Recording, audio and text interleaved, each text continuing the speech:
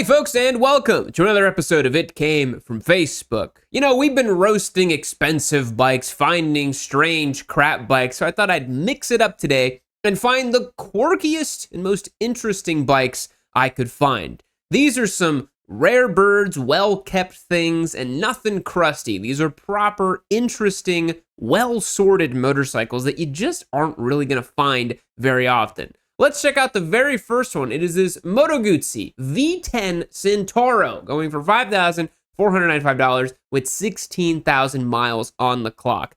First of all, look at this slab of a yellow, beautiful motorcycle. Got the old school floating disc brake rotors right there. The axial mounted Brembos. This is a kind of a crazy setup for the brakes over here. Big flying V. The Centauro is a very unique and strange bike. It was sort of Guzzi's answer to the Ducati Monster. This was kind of touted as like a sport bike at the time, but also a bit of a roadster.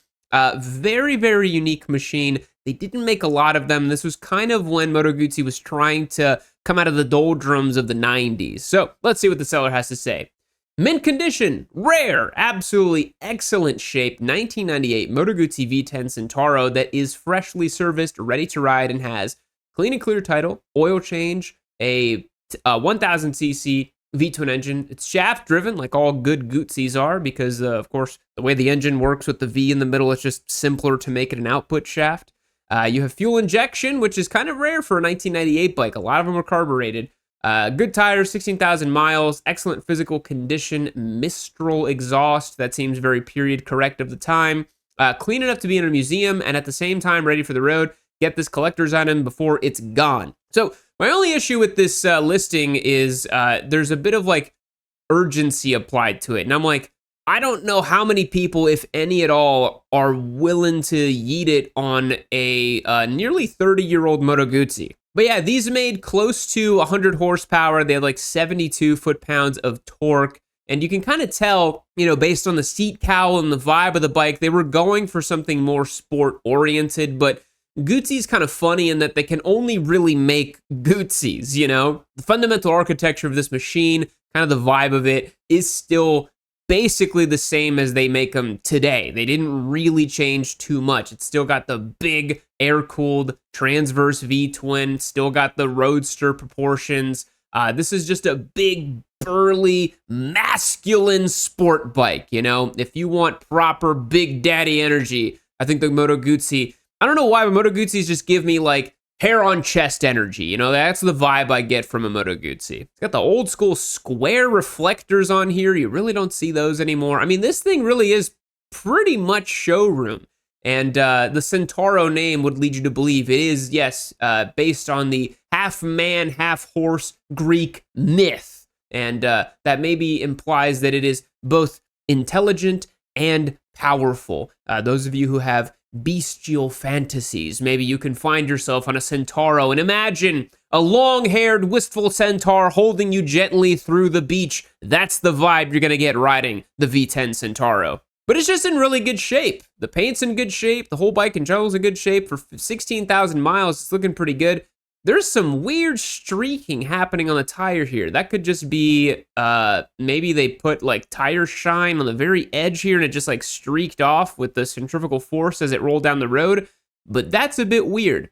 I would definitely get that checked out. That might just be water. That might just be, I don't know, but that just looks kind of strange. I gotta say, I have never seen one of these come up for sale, and so this one was particularly rare to find, a strange model. They didn't make a whole lot of them, so if you are in the market for a V10 Centauro, definitely go and find this one because they don't really have a lot of them come up for sale.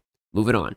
All right, next up, this is a strange one, and I wanted to talk about this one today. It's a 2000 Triumph TT600 going for $7,000 with 6,600 miles on the clock. Now, you may be confused. You might say, yeah, I didn't know that Triumph made a 600. I didn't realize they had a ZX6 competitor or anything like that. I thought it was always the Daytona. So Triumph, you know, they kind of were reborn in the early 90s, late 80s. John Bloor famously got the company back on track and decided to make brand new motorcycles. And this kind of started with the Daytona 955 and then the speed triples and then the street triples eventually after the Daytona came out and all that other stuff. but there was a bit of an awkward period where Triumph was trying to make 600cc race replicas, very derivative of what the Japanese were doing at the time. And in my opinion, these weren't particularly successful. Number one, they don't look that great. Even though like the TT600 branding kind of got like, that kind of like Isle of Man TT Tourist Trophy vibes.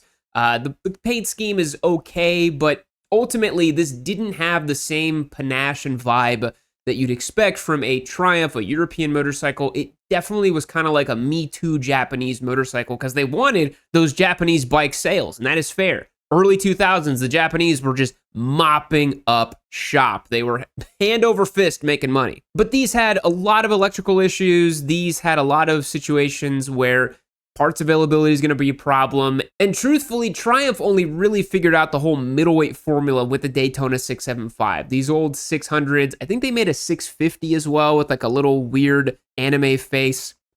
None of those are particularly sought after. So $7,000 for this is a lot. Like, that's kind of crazy, honestly. I know this bike's in great condition and all, but like, I don't think it should cost more than like $3,500. But let's see what the seller says. Selling my 2000 Triumph TT600 in great running condition. Bike is all original OEM parts with the addition of a full carbon fiber racing exhaust and a proper racing tune to match it. It sounds amazing and runs strong.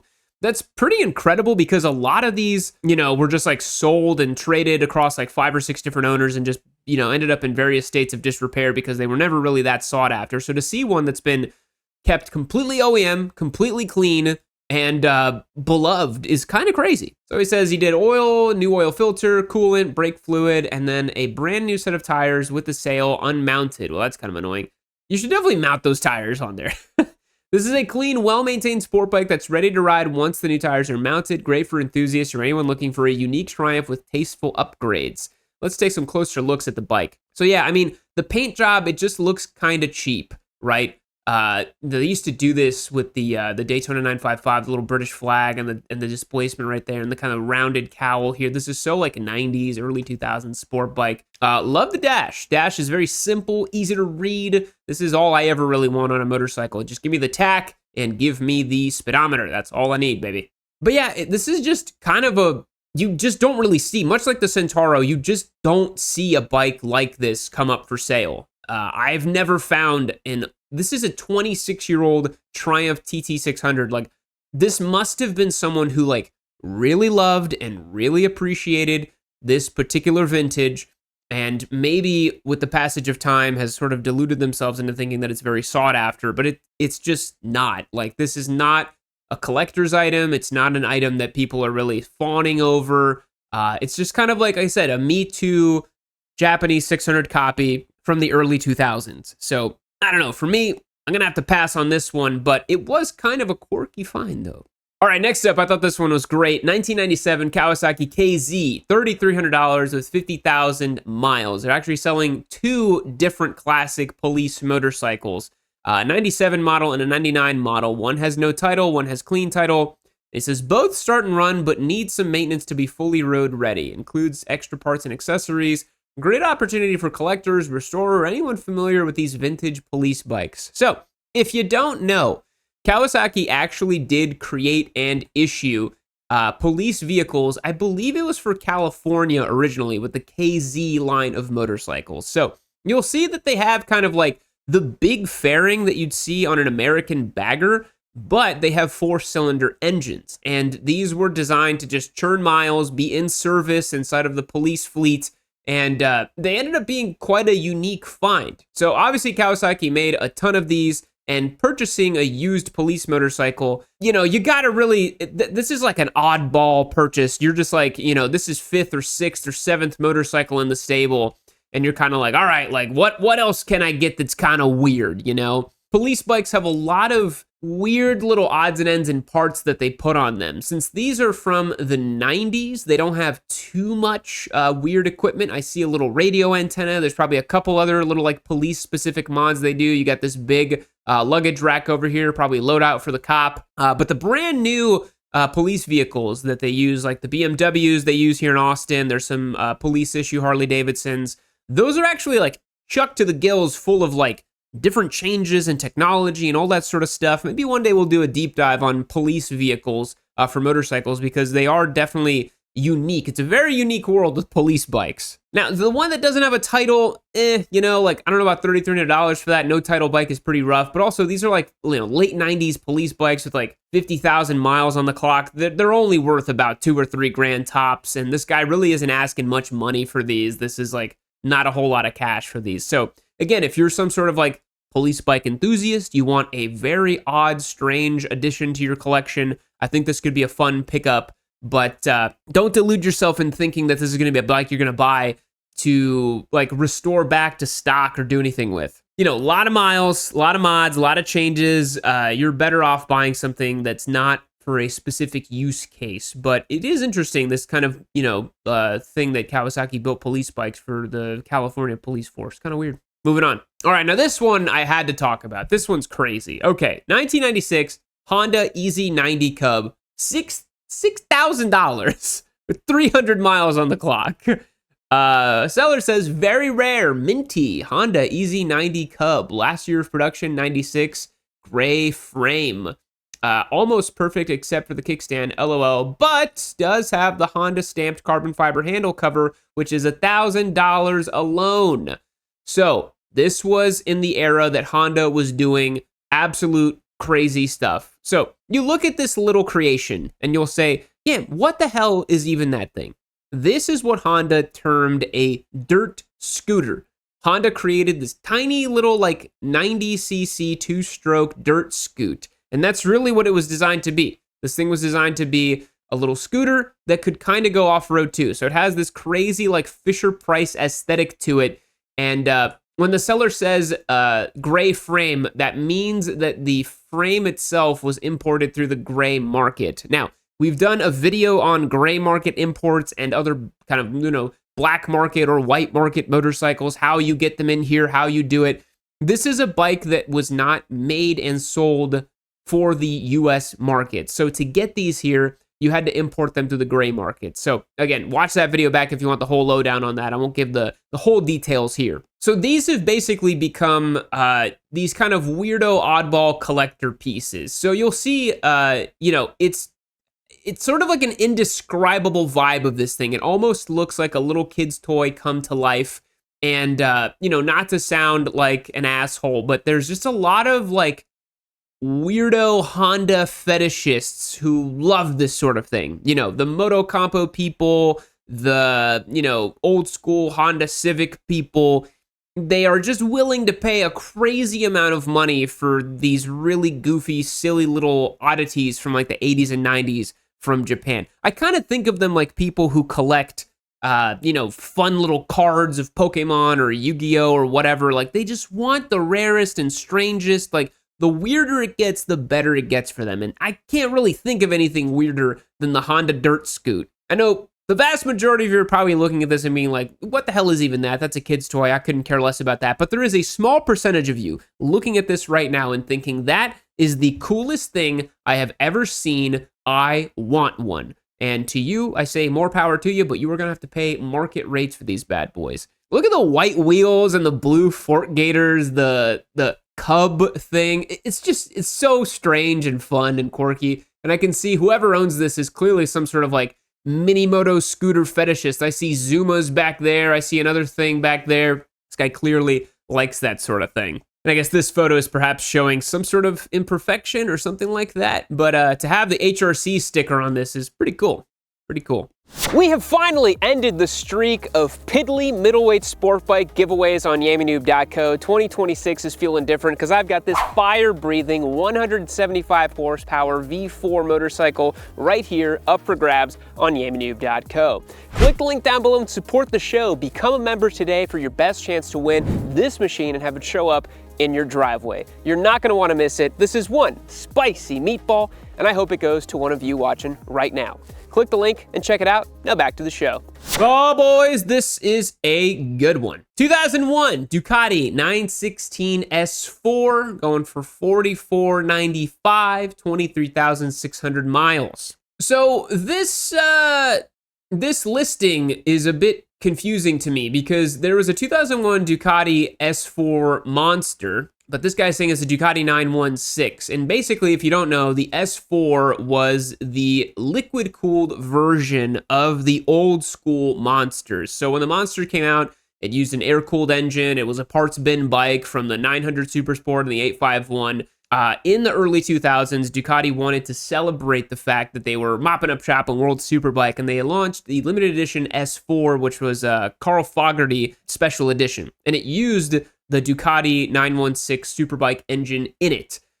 So this one appears to have that engine. I'm seeing here the liquid cooled, and he says Ducati 916, and it is an S4. I see the single-sided swing arm. And so I think it's actually a Ducati Monster S4, but maybe in this kind of Ducati world, they'd like to prefer to say Ducati 916. So 2001, I just saw it in the description here, it is fuel injected. So let's read what the seller says. It says, no mechanical needs, fuel injected, water cooled, serviced most of its life at Moto Corsa. Stock motor, some say the best, always premium oil and filters, quality SS exhaust fabricated by Trio Performance, many quality upgrades, always gets compliments. Let's take a closer look. So if you don't know, the Superbike engine here, it featured the dry clutch. It's got the full trellis frame. It's got the single-sided swing arm. This really was about as Ducati as it gets. And for a lot of people, the S4 vintage of the Monster is like the Ducati to get.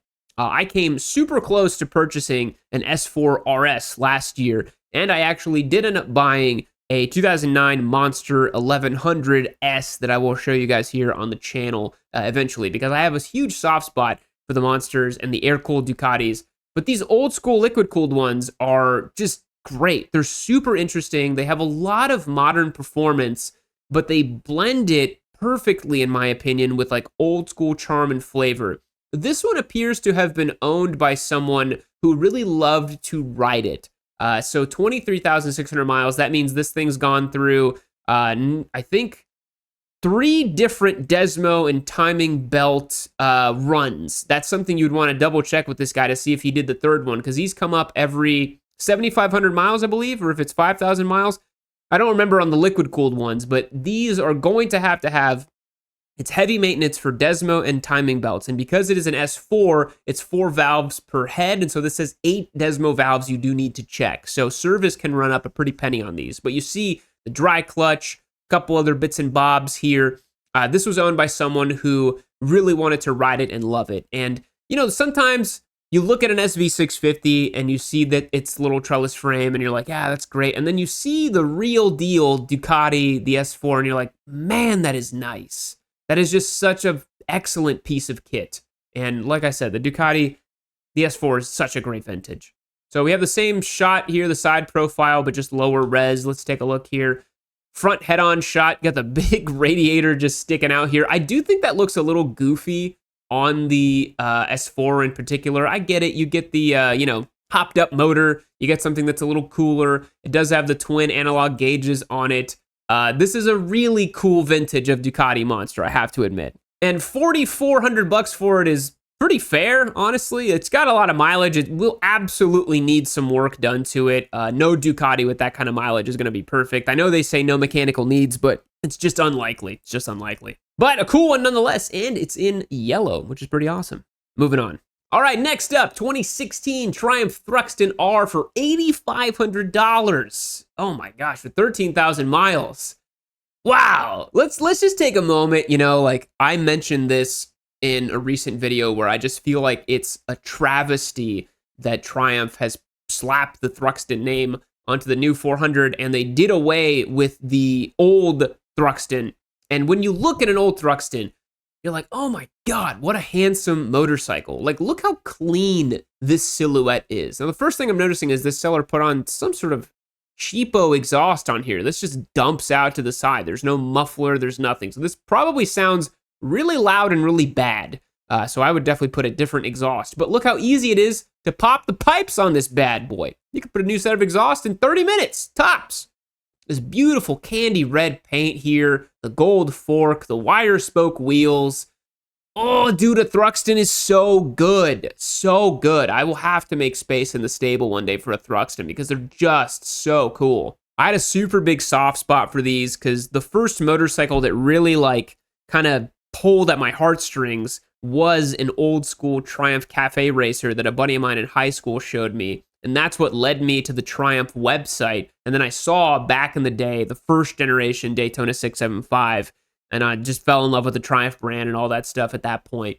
But I think the Thruxton is still such a great looking bike. $8,500 for this? Pretty sweet. Let's see what seller says. Used Thruxton R, second owner, 13,000 miles, and it may go up as I still ride it. Runs great. Replaced tires around 8K with plenty of tread. 5,000 miles on that, and I wouldn't say plenty of tread. But he's got the right set of rubber on it. I see it's Michelin Road 6s, it looks like. Front brakes recently replaced along with fork seals, new battery, mods, got a throttle spacer, LED headlight, European Union Triumph tail tidy, British Customs turnout pipe, still has cat. Really? There's a cat in there? I don't know. Still have most of the original parts, downed once very softly while moving in the garage, only bent the original mirror, replaced, and scuffed the old pipes. $8,500 cash, clean title in hand, can include alarm lock, chain cover if you'd like. I can even throw a rear stand if you want it. So these are just, look at that profile on this bike. Look at that profile on this bike and tell me this is not just a gorgeous machine. Look at this thing, dude. The stance with the wire wheels, the chain on this side, the way the swing arm comes down, just everything about it just looks so nice.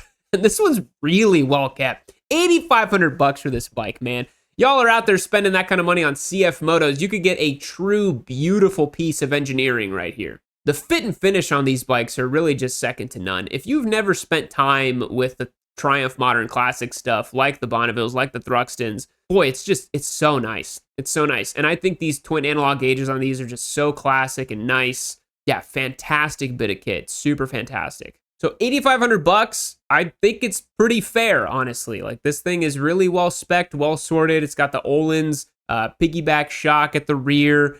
It just is a wonderful little bop around. Like, it's just as classic and beautiful as it gets. And I think red is just like the correct color. This is such a cool bike. And if I hadn't just bought my other Ducati, I definitely would have gotten something like this. It's so cool. All right, next up, a 1976 Honda CB750F Super Sport going for $3,400. May be the absolute cleanest CB750 I have ever seen in my life. $3,400 for this thing. All right, let's check it out. 1976 Honda CB750F Super Sport with 27,500 miles. In great shape for a 50-year-old motorcycle. Yeah, guys, think about that. It's a 50-year-old bike, 50. Everything works, including all lights, horn, and electric start. This motorcycle needs nothing. It is ready to ride. All major maintenance and repairs have been done by Limey Bikes in Austin. It has new tires and a good battery. The gas tank has been completely rebuilt and is now rust-proof with at least 1 year left on the works warranty. It is currently primer gray and ready for paint. Oh, that's kind of sad. Sale includes 2 additional correct model gas tanks if you want them.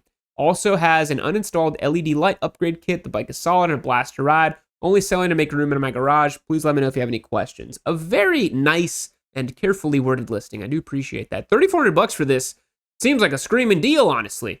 So, man, CB750, what can you even say? The absolute legend, the king of superbikes, the original bike that put everybody on notice back in the late 60s, early 70s. This is a true time capsule, just a beautiful machine. Oh, got the Yamaha bolt in the background. Get that bolt out of here. The Super Sport's gorgeous, though. This, like, muted yellow is a very cool color on this. So don't expect too much out of this motorcycle, right? It is a very old school bike, but I want to point out something to you guys. This thing had disc brakes. This thing had electric start. I mean, this is really the point where bikes became what we understand them to be today. Honda set this standard way back in 1969, and this model continued on for many years, basically spawned the modern day UJM, you know, at that time. All the different inline 4 Japanese motorcycles that existed back then. $3,400 for this, I think, is a great deal. If everything works as it should, it's actually kind of crazy to see a CB750 that is not clapped to death and just like abused by some cafe racer kid. Clearly, an adult owned and rode this bike and enjoyed it for what it was. And this is just a beautiful time capsule. Probably one of the nicest CB750s I've seen, and not going for a whole lot of cash, honestly. You know, I would honestly see this going for like $5,000 or $6,000 or maybe $7,000, and I could see someone paying something like that for $3,400 for it is not much money for how charming and interesting of an experience you're going to have riding this thing. I really can't do these Facebook videos, man. I start getting really excited, and I just want to buy all these bikes. You just want to end up purchasing all of these different motorcycles. Yeah, super cool bike. All right, last but certainly not least, a bike that I've opined about that I think is actually incredibly fun and interesting to ride, the Buell XB12R 6250 with 24,000 miles. Kind of a high price, I'm not going to lie. Let's take a look at what seller says. 2004 Buell XB12R, driven 24,000 miles. Looks great, runs great, new fuel pump and pressure regulator. It has GP shift that is 1 up and 4 down. I bought it in 2010, holy crap, and I rode it to bike night and just for fun. I'm an old Harley drag racer and I had fun riding on it. I turned 75 last week and went on a 160-mile ride with friends, and it's just too uncomfortable for me. Great bike, fun to ride. Dude, I love this guy. He's out there living the dream. Imagine being 75 years old and you jump on your freaking Buell XB12R for a 160-mile ride, and you're like, damn, that's a bit uncomfortable, but he still did it. Like, this guy is my, like, this is who I want to be when I grow up, dude. If I'm this lucky to, in 42 years from now, I can jump on a Buell XB12R and go have some fun on a motorcycle, like, that is incredible. Incredible. What an amazing story. So, Buell XB12. So, this was brainchild of Eric Buell.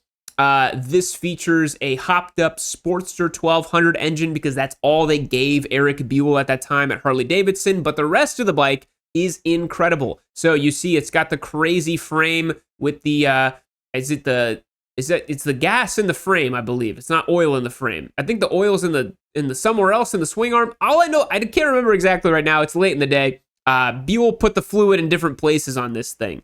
I'm pretty sure it was gas in the frame, if I remember correctly, which is just so strange. You got the giant perimeter brake. You have this crazy, huge belt over here because, of course, it's a Sportster, and you have the crazy swing arm. It's like so many interesting experiments were ran on the Buell that you just can't help but love it a little bit, you know? I always forgot, too, these calipers are, like, faced out. It's the opposite way. Like, the brake pad is slotted in right there. The XB12 was also sold as a naked bike variant as well, which was pretty cool, but this was the kind of like, race bike version of what it was supposed to be. And again, like, I know you guys probably don't believe me, but I've only ridden one single Buell. I rode an XB9, and it absolutely blew me away. It was so nice to handle. The only thing about it was that Sportster engine was just lethargic. It didn't rev up the way you would imagine a sport bike to. But if that chassis had a Ducati engine in it or something that actually like zinged up properly, oh man, that would have been nice. That would have been so nice. But these handle really beautifully. They have beautiful side-to-side characteristics. And they're just also really interesting. I also noticed the regulator rectifier just hanging out right there on the side. So if you low side this machine, you are out of luck. You are probably not going to get it back up and on the road. So 2004 for 6250. It's a time capsule. It's a unique bike. Once a bike starts getting this old, it's hard to even ascertain value. I do think that that's quite a bit for such mileage and such age. I think 4 is closer to where we ought to be. But, if you like Buells, you're going to get a Buell. And the Buell guys that I've met, they're like all about them. And I just think it's great. Well, boys, that's going to wrap up the video for today. I appreciate you checking out this little episode of It Came From Facebook. Let me know down below in the comments what other types of listings you want me to look at and check out. I'm always game to do this. I love doing this series. Let me know down in the comments. I'll catch you on the next one. See you later.